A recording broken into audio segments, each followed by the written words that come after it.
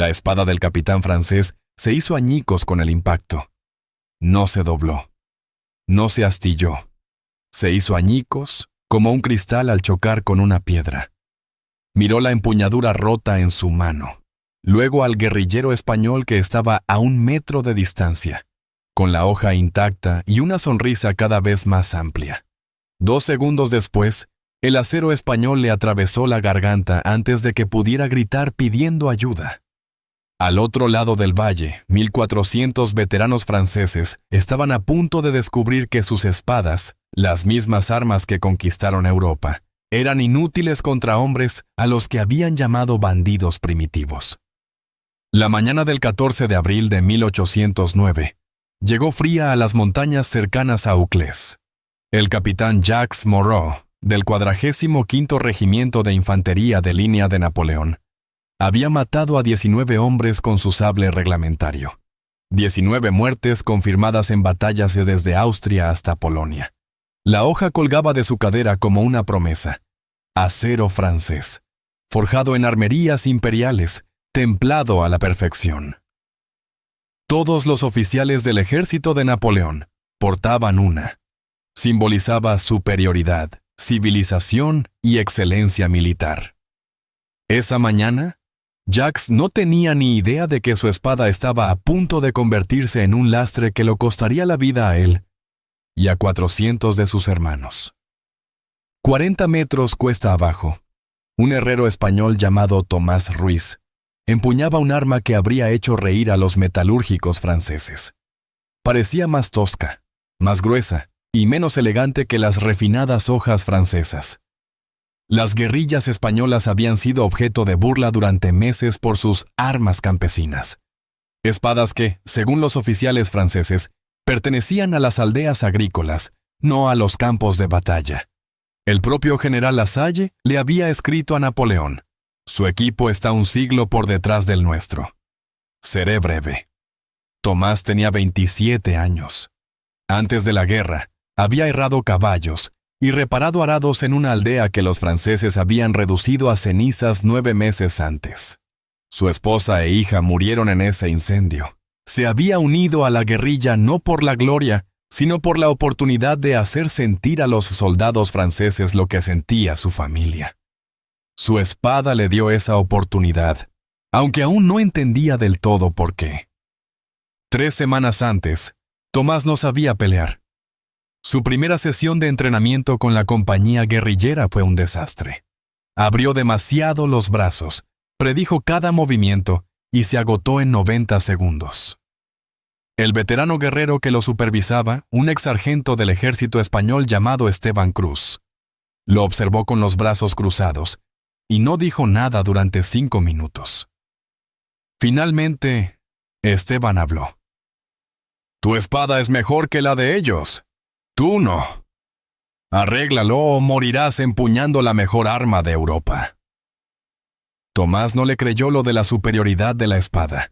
La sentía más pesada y menos equilibrada que la hoja del oficial francés que habían capturado para compararla. Esteban le hizo blandir ambas armas contra una barra de hierro durante 1 hora. El sable francés desarrolló microfracturas tras 30 impactos. La hoja española no mostró daño alguno tras 300. Tomás seguía sin entender. Esteban sonrió con tristeza. «Lo harás». Los franceses habían conquistado Europa con un sistema militar perfeccionado durante 15 años de guerra constante. Sus cuadros de infantería rompían cargas de caballería. Su artillería destrozaba murallas de fortaleza. Sus sables de caballería, fabricados con acero de alto carbono y templados con precisión, podían cortar cuero, tela y carne con elegante eficiencia. Las hojas francesas estaban diseñadas para la velocidad, ligeras, flexibles, devastadoramente rápidas en manos de jinetes entrenados. Podían cortar antes de que el oponente reaccionara, retirarse antes del contraataque y matar con el mínimo esfuerzo. Esta filosofía de diseño había derrotado a prusianos, austriacos, rusos e italianos. Parecía imparable. Solo había un problema que nadie anticipó. Los espaderos españoles no seguían la doctrina metalúrgica francesa. Ni siquiera sabían cuál era esa doctrina. Los herreros españoles, especialmente los de Toledo y la Aragón rural, llevaban 400 años fabricando armas de la misma manera. Su técnica se remontaba a la Reconquista, cuando los caballeros españoles luchaban contra guerreros moros que blandían acero de Damasco. Los herreros españoles habían desarrollado una respuesta: acero sobretemplado con alto contenido de carbono y una estructura cristalina específica que priorizaba la durabilidad sobre la flexibilidad. Los metalúrgicos franceses consideraban este enfoque primitivo. ¿Para qué fabricar una hoja pesada y rígida cuando se podía fabricar una más ligera y rápida? La respuesta residía en la historia táctica española. Los guerreros españoles tradicionalmente participaban en prolongadas guerras de montaña, donde las armas no se podían sustituir fácilmente. Una hoja debía sobrevivir semanas de combate, atravesando armaduras, parando otras armas, e incluso siendo utilizada para abrirse paso a través de obstáculos. Las espadas españolas se construían como su país, tenaces, resistentes, negándose a romperse. El secreto estaba en la técnica de plegado. Mientras que los herreros franceses templaban su acero a aproximadamente 50 a 55 en la escala de dureza Rockwell, ideal para flexibilidad y filo, los herreros españoles lo llevaban a 58 a 62. Doblaban el acero de 17 a 23 veces durante el forjado, creando microcapas que distribuían la tensión por la estructura de la hoja. El proceso tardaba 3 veces más que los métodos franceses y requería mantener la temperatura del carbón en un rango estrecho durante horas. Y lo más importante, los herreros españoles añadieron un paso final que los armeros franceses nunca utilizaban. Tras el templado final, recalentaban solo el lomo de la hoja a una temperatura más baja, creando una dureza diferencial. El filo se mantenía increíblemente duro, capaz de mantener el filo durante un combate prolongado, mientras que el lomo conservaba la flexibilidad suficiente para absorber los impactos sin romperse. Los estrategas militares franceses analizaron las armas españolas antes de la invasión. Su informe concluyó: las espadas de infantería españolas presentan un equilibrio deficiente y un peso excesivo, lo que refleja una filosofía de fabricación anticuada. No suponen un problema táctico. Esta evaluación era técnicamente precisa para la guerra de caballería en llanuras abiertas, donde la velocidad determinaba la supervivencia. Pero la guerra de la independencia no se libraba en llanuras, se libraba en montañas, bosques y valles estrechos, donde el combate cuerpo a cuerpo prolongado era inevitable. Donde una espada podía golpear la roca, parar múltiples ataques consecutivos o usarse como herramienta de escalada entre combates, donde la durabilidad importaba más que la elegancia. Tomás aprendió esto con dolor. Durante su segunda semana de entrenamiento, su espada se enganchó en la de Esteban durante un ejercicio de parada. El impacto le sacudió el hombro, casi lo desarmó, y le dejó las manos entumecidas. Esteban sonrió. «Otra vez». Repitieron el ejercicio 47 veces. Al final, Tomás apenas podía sujetar la empuñadura, pero comprendió algo profundo. Su espada no cedía. Cada parada le infligía una fuerza impactante en los brazos, pero la espada nunca cedía, nunca se flexionaba, nunca mostraba debilidad. Esteban lo explicó con sencillez. Las espadas francesas están hechas para matar una vez. Las nuestras están hechas para matar hasta el final. La estrategia francesa se basaba en enfrentamientos decisivos y rápidos. Atacar, matar, avanzar al siguiente objetivo. La guerra de guerrillas española requería algo diferente. Sobrevivir al primer intercambio, desgastar al oponente, aprovechar el momento en que su arma fallaba. Miguel Ortiz, un pastor turolense de 19 años, se unió a la guerrilla la misma semana que Tomás. Estaba aterrorizado, abiertamente, tan aterrorizado que incomodaba a los demás combatientes. Durante su primera noche en el campamento, no pudo dormir. Miraba su espada como si fuera a desaparecer. se sobresaltaba con cada sonido. Esteban lo asignó a entrenar junto a Tomás, esperando que la firme determinación del hombre mayor lo tranquilizara. En cambio, ocurrió algo inesperado. El miedo de Miguel lo volvió observador. Se dio cuenta de cosas que los combatientes veteranos habían dejado de ver. Durante los ejercicios con la espada, Miguel preguntó: ¿por qué se doblan las espadas francesas al chocar con las nuestras? Esteban hizo una pausa a mitad de la emisión de la instrucción. Lo había aceptado como un hecho, pero nunca explicó el mecanismo. Esa noche, Esteban sacó el sable francés capturado y le pidió a Miguel que examinara su estructura cristalina con una lupa. La hoja francesa mostraba vetas uniformes, hermosas, simétricas y consistentes. La hoja española revelaba una veta caótica y multidireccional debido al proceso de plegado. Miguel, que no sabía nada de metalurgia, lo comprendió instintivamente. Es como la veta de la madera. El acero francés se parte en una dirección. El nuestro se parte en todas, así que no se parte en absoluto. El comandante guerrillero, coronel Antonio Díaz, tenía 53 años y había combatido en 3 guerras antes de la invasión napoleónica. Había presenciado las derrotas militares españolas causadas por tácticas anticuadas, mala logística y un liderazgo incompetente. Pero también había visto algo que los franceses no habían visto. Los artesanos españoles producían mejor equipo individual que el francés producido en masa. No mejor en todos los aspectos. Los mosquetes franceses disparaban más rápido. Los cañones franceses golpeaban con más fuerza. Los uniformes franceses parecían más elegantes. Pero las espadas, las botas y los artículos de cuero españoles duraban más en condiciones adversas. Díaz construyó su filosofía táctica en torno a esta idea. Les dijo a sus combatientes: no podemos igualarlos en número. No podemos igualar su entrenamiento. Pero podemos hacer que cada enfrentamiento dure lo suficiente como para que su equipo falle antes que el nuestro. Esto no era retórica inspiradora. Era un cálculo matemático. Los sables de la caballería francesa pesaban aproximadamente 1,1 kilogramos y podían soportar entre 20 y 30 impactos a plena potencia antes de sufrir fatiga estructural. Las espadas de la infantería española pesaban 1,4 kilogramos y podían soportar más de 200 impactos antes de mostrar una degradación significativa. En una batalla típica, esta diferencia no significaba nada. La velocidad y el entrenamiento franceses terminaban los combates en 10 o 15 segundos por enfrentamiento.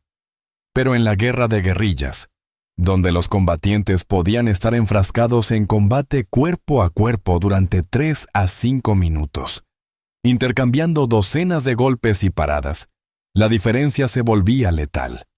La estrategia de Díaz era simple: sobrevivir a la agresión francesa inicial, forzar un combate prolongado y esperar a que sus armas fallaran. Los franceses no se dieron cuenta de que estaban siendo maniobrados tácticamente hacia una derrota metalúrgica.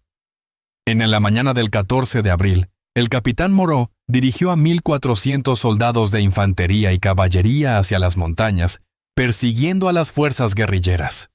Sus órdenes fueron claras: eliminar la resistencia española en la región, capturar suministros y regresar en 48 horas. Los informes de inteligencia sugerían que perseguía de 200 a 300 partisanos mal equipados. Moreau se sentía confiado, quizás demasiado confiado, pero no irrazonablemente. Sus fuerzas habían ganado 11 enfrentamientos consecutivos contra las fuerzas irregulares españolas durante las 6 semanas anteriores. Cada batalla seguía el mismo patrón.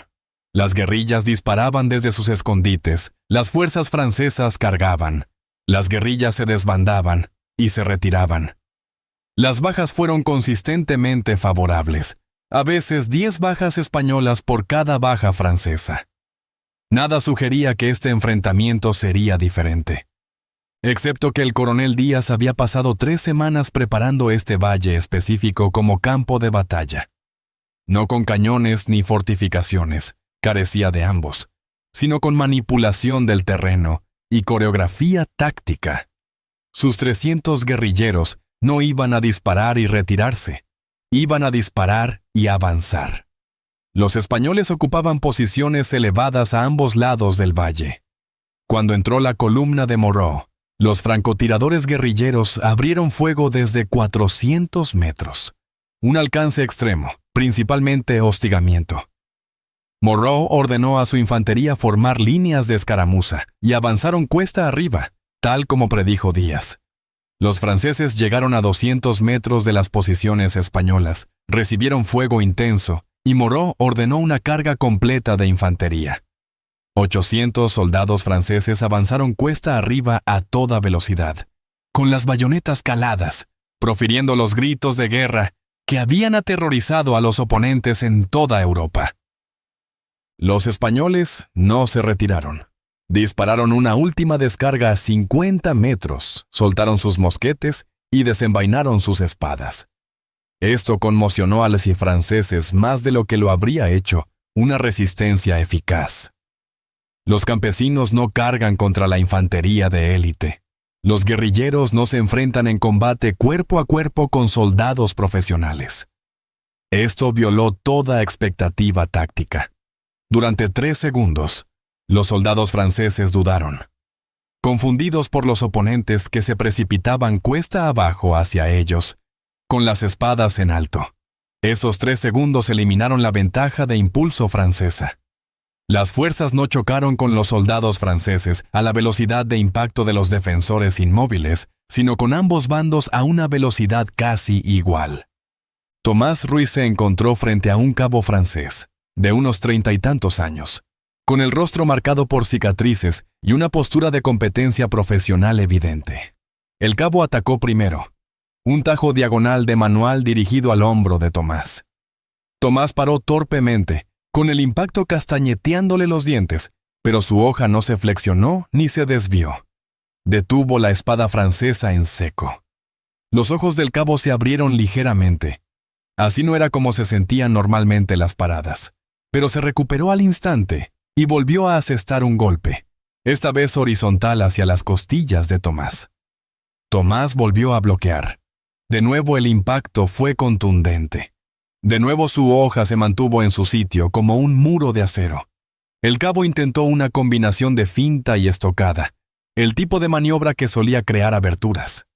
Tomás no cayó en la finta, pero tampoco contraatacó con éxito. Intercambiaron 11 golpes en 20 segundos. El cabo fue más rápido, más hábil, más preciso. Pero en el 12º golpe, su sable alcanzó la hoja de Tomás cerca de la empuñadura durante una parada. La espada francesa se dobló. Solo unos pocos grados, solo un instante, pero suficiente para interrumpir el siguiente ataque del cabo. Su ritmo falló. Tomás blandió el arma con furia, más por pánico que por técnica, y su espada, más pesada, atravesó la guardia debilitada del cabo y se clavó en su clavícula. El cabo se desplomó. Tomás se quedó allí temblando, incapaz de asimilar que había ganado. A 50 metros de distancia, Miguel Ortiz perdía por un pelo. Su oponente era un teniente de caballería francés que había desmontado cuando el terreno se volvió demasiado accidentado para los caballos. El teniente jugueteaba con Miguel, asestando ligeros cortes en brazos y hombros, jugando con su presa. Miguel bloqueaba desesperadamente. Cada parada le enviaba descargas eléctricas por los brazos. El miedo lo volvía lento y predecible. El teniente sonrió y dijo algo en francés que Miguel no entendió, pero supo que era una burla. El teniente se preparó para un golpe mortal. Concentró toda su fuerza en un corte descendente dirigido al cráneo de Miguel. Miguel alzó su espada en un bloqueo desesperado por encima de la cabeza. El sable francés golpeó la hoja de Miguel con una fuerza tremenda y se hizo añicos. El sable de caballería, sometido a una tensión mucho mayor de la que estaba diseñado para soportar, se fracturó a 15 centímetros de la punta. La sección rota giró. El teniente miró su arma rota con incredulidad. Miguel también lo miró. Por un instante ninguno de los dos se movió. Entonces, el instinto de supervivencia de Miguel se activó y arremetió contra él, clavándole su espada intacta en el pecho. Miguel cayó de rodillas después, vomitando de adrenalina y horror. El capitán Moreau se dio cuenta de que algo iba fatal aproximadamente a los 7 minutos de combate. 7 minutos eran una eternidad en combate cuerpo a cuerpo. La mayoría de las refriegas terminaban en 90 segundos o menos. Pero sus soldados no se abrían paso. No perdían exactamente, pero tampoco ganaban, y cada segundo que pasaba inclinaba la balanza en su contra. Moreau veía espadas francesas doblándose, desportillándose y rompiéndose en el campo de batalla. No todas, ni siquiera la mayoría, pero las suficientes para ser visibles, las suficientes para ser aterradoras. Las espadas españolas presentaban daños mínimos, a pesar del combate sostenido. Peor aún, los combatientes españoles parecían ganar confianza, haciéndose más fuertes a medida que los soldados franceses vacilaban. Un sargento francés, cerca de Moreau, se enfrentó a un guerrillero español. Le asestó 3 impactos sólidos y vio cómo su espada se doblaba visiblemente. El sargento se desenganchó e intentó frenéticamente enderezar su arma contra una roca. El combatiente español cargó contra él en ese momento vulnerable y lo mató. Esteban Cruz se movía en la batalla como la muerte personificada. A sus 41 años, había luchado desde los 16, inicialmente por España contra los británicos, luego brevemente por los franceses como mercenario, antes de cambiar de bando cuando Napoleón invadió su patria. Conocía las técnicas de la espada francesa mejor que la mayoría de los oficiales franceses. Podía predecir sus golpes antes de que se completaran, parar con un movimiento mínimo y contraatacar durante la recuperación. Su espada española lo había acompañado durante 6 años. Había matado a 23 hombres. Presentaba algunos pequeños cortes en el filo, pero ningún daño estructural. Encontró a los oficiales franceses deliberadamente. Los apuntó con precisión, porque matar a los líderes generaba pánico más rápido que matar a los soldados. Esteban se enfrentó a un capitán francés, el propio Moreau, en un estrecho espacio entre rocas, donde ninguno podía maniobrar con libertad. Moreau era hábil, muy hábil, y luchó con la desesperación de quien comprendía que su situación se estaba desmoronando. Intercambiaron golpes rápidos, Moreau utilizando una técnica superior para controlar los ángulos de combate, manteniendo a Esteban a la defensiva. La espada de Moreau seguía intacta, seguía siendo efectiva, y él estaba ganando. Entonces Esteban hizo algo poco convencional. En lugar de parar la estocada de Moreau, la redirigió hacia una pared rocosa. El sable de Moreau golpeó la piedra en ángulo, con fuerza, y la punta se rompió. Moreau intentó adaptarse y optó por tácticas de combate a corta distancia, pero luchar con una espada rota contra una intacta es casi imposible. Esteban lo mató en 4 intercambios. El punto de inflexión llegó en el minuto 13. Los soldados franceses comenzaron a retirarse deliberadamente, retrocediendo ante sus oponentes, no porque estuvieran derrotados, sino porque sus armas estaban fallando. Las guerrillas españolas los persiguieron agresivamente, percibiendo la debilidad, y la retirada francesa organizada se convirtió en una retirada dispersa. Las fuerzas de reserva del coronel Díaz, 100 guerrilleros que habían permanecido ocultos, emergieron tras la posición francesa, cortando la ruta principal de retirada. Los franceses entraron en pánico. Soldados profesionales, veteranos de múltiples campañas, rompieron la formación y huyeron. Los combatientes españoles los persiguieron por las montañas durante 6 kilómetros, matando a los 10 soldados que huían y que no podían defenderse eficazmente con armas dañadas. La masacre duró otros 40 minutos.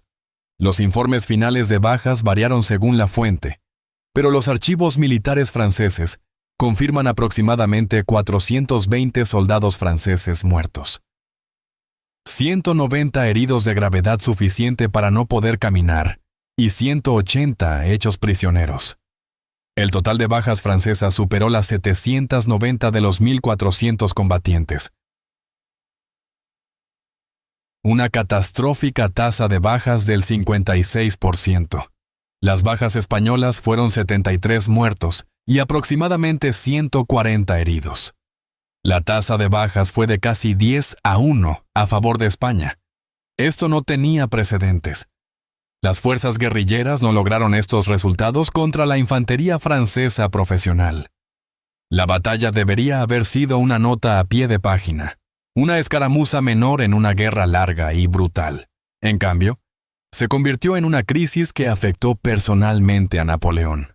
El general Jean-Baptiste Lassalle, al mando de las fuerzas francesas en la región, escribió un despacho urgente a París tras entrevistar a los supervivientes. Su informe incluía este pasaje: el problema no es el coraje ni las tácticas españolas, ambas previstas y para las que nos preparamos. El problema es metalúrgico. Las armas blancas de la infantería española son demostrablemente superiores a nuestros sables de caballería en combates prolongados. Nuestras armas están fallando en combate a un ritmo inaceptable. Solicito consulta inmediata con las armerías imperiales sobre modificaciones de campaña o equipo de reemplazo. La respuesta de Napoleón fue burocrática y desdeñosa. Ordenó a los armeros que investigaran, pero no se implementaron cambios inmediatos. La doctrina militar francesa no contemplaba la posibilidad de que la manufactura española, primitiva, pudiera producir armas superiores. Observadores británicos integrados en las fuerzas españolas escribieron informes detallados sobre la batalla. El teniente coronel William Napier, oficial de enlace británico, documentó la disparidad de armas en su diario. Llevaban espadas francesas y españolas después del combate. Las hojas francesas mostraban una degradación constante, dobladuras, microfracturas cerca de la empuñadura y, en varios casos, roturas completas. Las hojas españolas presentaban un desgaste leve en el filo, pero conservaban su integridad estructural. La técnica de plegado española, que parecía rudimentaria a primera vista, produce una hoja que resiste tensiones en el campo de batalla que nuestra fabricación estandarizada no puede igualar. Esto sugiere una falla fundamental en la filosofía francesa de adquisiciones militares: optimizar el rendimiento de las armas individuales en lugar de la durabilidad sostenida en campaña. Las consecuencias estratégicas de la batalla repercutieron en la Guerra de la Independencia. En 6 semanas, 3 unidades francesas más sufrieron derrotas similares, en circunstancias donde el combate cuerpo a cuerpo expuso problemas de fiabilidad de las armas. Napoleón retiró 2 divisiones de las operaciones activas de caza de guerrillas y las reasignó a la guerra convencional contra las fuerzas regulares españolas, donde la artillería y el fuego de mosquete, no las espadas, determinaban el resultado. Esto liberó a las fuerzas guerrilleras españolas para operar con menos presión, lo que les permitió interrumpir las líneas de suministro francesas con mayor eficacia. Las fuerzas francesas en España comenzaron a requisar espadas de fabricación española a los enemigos capturados, lo que llevó a la absurda situación de los oficiales franceses que portaban espadas españolas de inferioridad, porque confiaban más en ellas que en el equipo imperial. Tomás Ruiz sobrevivió a la guerra. Nunca alcanzó la fama, nunca recibió condecoraciones, ni apareció en las historias oficiales. Tras la derrota de Napoleón, regresó a su pueblo destruido, reconstruyó su herrería y dedicó los siguientes 30 años a fabricar herraduras y herramientas agrícolas. Conservó su espada sobre la chimenea hasta su muerte en 1847, a los 65 años. Su nieto donó el arma a un museo de Madrid, donde permanece hasta la actualidad. La tarjeta de presentación solo indica: Espada de Infantería Española, circa 1808, fabricante desconocido. Un análisis metalúrgico realizado en 1983 confirmó la dureza Rockwell de la hoja en 60-61, con un patrón de plegado de 17 capas aún visible al microscopio. Miguel Ortiz no sobrevivió. Murió 9 meses después de la batalla, abatido por un francotirador francés durante una incursión cerca de Valencia. Tenía 20 años. Su espada nunca fue recuperada. Esteban Cruz vivió hasta 1834, falleciendo a causa de una infección en un accidente de entrenamiento, una muerte absurdamente mundana para un hombre que había sobrevivido 26 años de guerra. Antes de morir, entrenó a unos 300 guerrilleros, priorizando el mantenimiento y la durabilidad de las armas sobre el destello y la velocidad. Las academias militares españolas adoptaron algunos de sus principios tácticos en la década de 1830, aunque nunca le dieron crédito por su nombre. El coronel Antonio Díaz continuó luchando hasta la retirada francesa de España en 1813. Le ofrecieron un puesto en el ejército regular español restaurado, pero lo rechazó, se retiró a Andalucía y dedicó sus últimos años a la cría de caballos. Murió en 1829. Una carta encontrada entre sus efectos personales, fechada en 1816, incluía esta observación: no derrotamos a los franceses por nuestra superioridad en habilidad o valentía. Los derrotamos por nuestra superioridad en resistencia. Nuestras armas, nuestro terreno, nuestra disposición al sufrimiento, todo estaba diseñado para durar más que la paciencia francesa. Esto no es glorioso, pero es una victoria. El ejército francés nunca reconoció públicamente el problema de la disparidad de armas. Documentos internos desclasificados en la década de 1950 revelan que los armeros franceses reconocieron el problema, pero consideraron económica y logísticamente inviable adaptar las forjas imperiales a los métodos españoles. Los sables franceses eran más baratos de producir, más rápidos de fabricar en masa y funcionaban adecuadamente en el 87% de las situaciones de combate. El hecho de que fallaran catastróficamente en el 13% restante se consideró una compensación aceptable. Este cálculo era militarmente racional, pero estratégicamente costoso. Ese 13% de fallos se produjo de forma desproporcionada en la guerra de guerrillas, donde las fuerzas francesas necesitaban toda la ventaja. Metalúrgicos modernos que han estudiado las hojas francesas y españolas de la época napoleónica confirman la superioridad estructural española en situaciones de uso prolongado. Un estudio de 2007 del Instituto Nacional de Ciencias de los Materiales de Francia concluyó: las técnicas de plegado españolas crearon una estructura pseudocompuesta con una resistencia a la fatiga superior a la del templado estandarizado francés. Para aplicaciones militares que priorizan la durabilidad prolongada en el campo sobre la eficiencia de producción, el enfoque español es objetivamente superior. Esta reivindicación académica llegó 198 años tarde para ayudar a los 420 soldados franceses que murieron en esas montañas. La lección más importante quedó sin aprender. Durante la Primera Guerra Mundial, las adquisiciones militares francesas volvieron a priorizar la producción en masa estandarizada sobre la durabilidad de los equipos individuales, lo que provocó problemas similares con los primeros fusiles y herramientas de trinchera que fallaban con el uso prolongado. Durante la Segunda Guerra Mundial, las fuerzas alemanas se enfrentaron a problemas similares de fiabilidad de las armas al luchar contra las tropas soviéticas en prolongadas campañas invernales.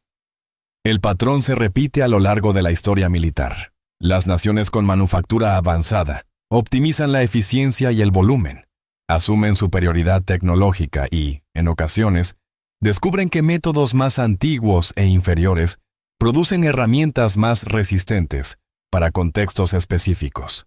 Las tradiciones españolas de la espadilla sobrevivieron hasta el siglo XX, aunque cada vez más como artesanía histórica que como necesidad militar. El último espadero tradicional toledano que utilizaba técnicas de plegado similares a las de 1808 falleció en 1967. Sus aprendices preservaron el conocimiento, pero la espadilla moderna es en gran medida artística, no funcional.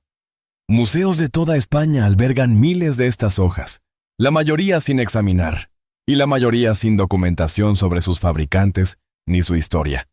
Cuelgan en las paredes o se guardan en almacenes anónimas y olvidadas, como quienes las portaron. La modificación que hizo sangrar a los veteranos de Napoleón no fue tecnología secreta ni una innovación brillante. Fue tradición. 400 años de herreros españoles doblando acero, manteniendo temperaturas, templando lomos, repitiendo técnicas que les enseñaron sus abuelos, sin cuestionar jamás si los métodos más nuevos podrían ser mejores. Fabricaron espadas como siempre las habían hecho, y accidentalmente crearon armas perfectamente adecuadas para una guerra que nadie predijo, contra un enemigo que asumía que la superioridad provendría del progreso en lugar de la conservación. Miguel, Tomás, Esteban, Antonio, el cabo francés anónimo, el capitán Moreau, los 400 soldados franceses muertos, los 73 guerrilleros españoles muertos. Sus nombres aparecen en registros dispersos, listas de bajas incompletas, documentos de archivo que nadie lee. No lucharon por la gloria ni en los libros de historia. Lucharon porque los ejércitos invadieron sus hogares, porque las órdenes se lo exigían, porque la supervivencia lo exigía, porque la venganza los quemaba por dentro, porque eran jóvenes, desesperados, aterrorizados y valientes. Sus espadas los sobrevivieron. Acero español. Doblado 17 veces, templado en brasas, colgado en museos que nadie visita, recordado por nadie excepto por investigadores que escriben artículos que nadie lee. Resumen de estadísticas clave. Tasa de bajas. 420 franceses muertos contra 73 españoles muertos. Ratio 5,75:1. Durabilidad del arma. Las hojas españolas resistieron más de 200 impactos de fuerza máxima, mientras que las hojas francesas fallaron a los 20 a 30 impactos. Dureza del acero. Espadas españolas 58 a 62. Rockwell. Tus francesas 50 a 55 Rockwell. Técnica de plegado. 17 a 23 pliegues en hojas españolas que crean una estructura de microcapas. Tasa de pérdidas francesa. 56% de bajas. 790 de 1.400 soldados. Duración de la batalla. 13 minutos de combate principal más 40 minutos de persecución. Impacto estratégico. Retirada forzada de 2 divisiones francesas de las operaciones guerrilleras. Legado técnicas españolas de fabricación de espadas estudiadas en academias militares durante más de 50 años. Fuentes históricas. Archivos militares franceses, Servicio Histórico de la Defensa. Despacho del general Lasalle de abril de 1809. Informes de bajas del 45 Regimiento de Infantería de Línea. William Napier. Historia de la guerra en la península. 1828.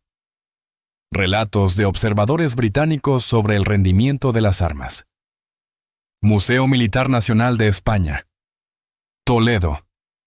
Espadas de infantería española, conservadas con análisis metalúrgico del estudio de 1983. Instituto Nacional de Ciencias de los Materiales de Francia. Análisis comparativo de la metalurgia de espadas de la época napoleónica. 2007. Examen científico de las estructuras de las palas. Documentos personales de Antonio Díaz. Archivo Regional de Andalucía. Documentos de fuentes primarias del comandante guerrillero. 3 meses después de esta batalla, ocurrió algo que incluso atrajo la atención de Napoleón. Un solo guerrillero español entró en una guarnición francesa de 47 soldados. Llevaba el mismo tipo de espada que destrozó las espadas francesas en aquellas montañas. Lo que ocurrió en los siguientes 18 minutos obligó a Napoleón a dar una orden que nunca antes había dado.